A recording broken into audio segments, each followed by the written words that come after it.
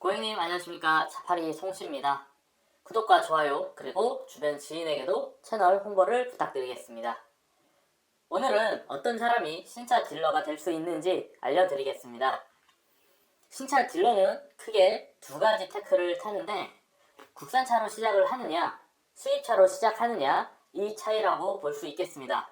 그 전에 딜러라는 직업을 선택하게 되는 이유를 몇 가지만 간단히 얘기하자면 보통 자동차를 좋아하고 자동차와 관련된 일을 하기 위해서 선택을 하는 경우가 있고, 두 번째, 그냥 특별히 할 거 없는데 돈 벌 수 있으면서 자유롭다고 하니까 이런 경우가 사실 대부분 많이 있습니다.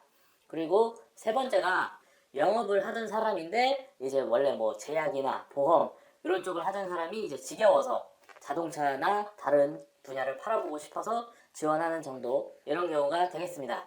그럼 딜러가 되는 방법과 누가 딜러를 할 수 있느냐?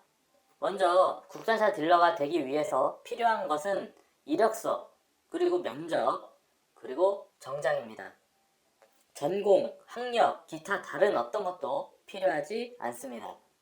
이력서를 통해서 지원을 한 후에 면접을 보면 정말 대부분 합격이 되고, 합격을 하면 정장을 입고 출근을 하게 됩니다. 출근을 하면 많은 선배들이 차를 잘 팔 수 있도록 가르쳐 주지 않기 때문에 스스로 살아남아야 하는 강한 생존력 정도는 가지고 있어야겠네요. 간혹 정말 분위기가 좋은 곳은 잘 알려주기도 하지만 대부분은 오히려 지금 제가 하는 이런 얘기들보다도 차를 파는데 도움이 안 되는 정보, 자기들만 알고 있고 자기들이 알고 있는 핵심 정보는 절대 알려주지 않는 채 10년, 20년 전에 라떼는 말이야 를 시전합니다. 왜냐면 새로운 신입이 잘 적응하면 인원이 한 명 늘게 되고, 그렇게 되면 예를 들어서 한 달에 당직을 5번씩 서던 게 4번 혹은 3번으로 줄어들기 때문입니다. 여기서 당직이란 자동차 매장에서 들어오는 손님을 받아서 상담을 하고 계약을 하는 그 근무를 얘기합니다. 보통 팀 단위로 당직 근무를 하거나 손님이 없는 매장들은 하루 종일 한두 명이 근무를 하기도 합니다. 실제로 많은 확률로 당직 근무에서 계약과 출고가 이루어지기 때문에 손님을 만날 확률이 줄어들고, 그렇다면 계약도 줄어들 것이고, 그러면 또 내 밥그릇까지 뺏긴다라고 느끼는 신입사원이 뭔가 발전해서 당직 자리를 꿰차고 들어오는 걸 근본적으로 막기 위해 뭔가 그런 것들을 잘 가르쳐주지 않습니다. 물론 본사 교육도 있긴 하지만 실질적으로 차를 파는 데에는 도움이 되지는 않습니다. 왜냐면 본사 교육은 우리 브랜드의 차가 얼마나, 어떻게, 왜 좋은지 가르쳐 줍니다. 그렇기 때문에 다른 브랜드랑 경쟁해서 차를 팔아야 된다라고 가르치지만, 정작 현장에서는 우리 브랜드의 이 차를 사기로 했는데 그 안에서도 서비스를 얼마나 많이 해줄 것인가 하는 경쟁을 해야 되는데, 그러한 준비가 전혀 신입 직원들은 되어 있지 않기 때문에 실제 차 파는데 도움이 되지는 않습니다. 어쨌든 지원 서류와 면접 그리고 끈질긴 생명력만 있다면 누구나 다 국산차 영업을 시작할 수 있습니다. 단 누구나 잘 팔고 누구나 할 수 있진 않습니다. 누구나 시작을 할 수 있을 뿐입니다. 그리고 현대기아의 지점, 즉 현대기아의 정직원은 방금 제가 했던 얘기에서 제외됩니다. 두 번째로 이제 수입차 딜러 같은 경우에는 브랜드도 브랜드지만 각각 딜러사라는 게 있습니다.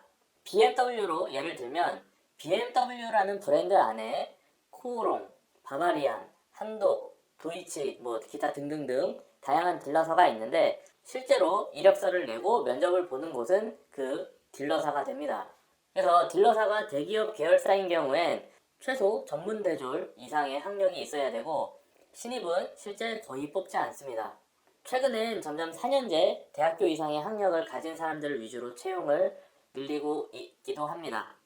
간혹 고졸이나 신입을 뽑기도 하기는 하는데, 그런 경우엔 처음부터 정규직으로 채용하진 않고 계약직으로 채용을 했다가 상황에 따라서 정규직으로 전환을 시키기도 합니다. 그리고 중소 딜러사의 경우에는 대표나 지점장, 본부장이 마음에 든다고 느끼면 바로 채용합니다. 그래도 직원의 개념이기 때문에 국산차처럼 너 그냥 와 이런 식으로 면접을 보지는 않습니다.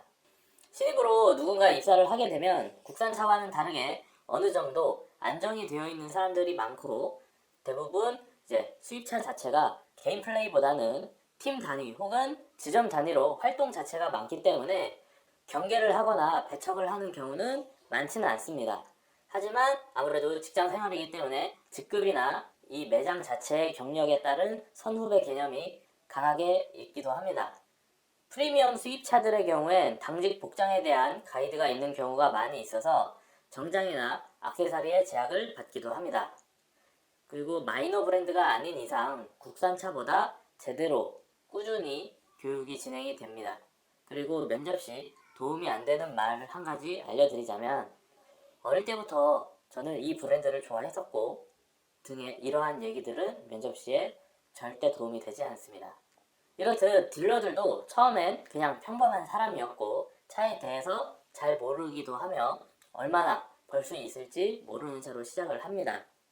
다만 시간이 지날수록 뭔가 각성을 해서 사람이 변화하게 되는 거죠. 오늘의 요약: 딜러도 그냥 일반인이었다가 흑화된다. 국산차는 누구나 갈 수 있다. 수입차는 점점 고학력화 돼가고 있다. 끝. 다음 시간엔 할인이 많아지는데 딜러도 돈을 왜 더 잘 벌까? 라는 주제로 얘기해 보도록 하겠습니다.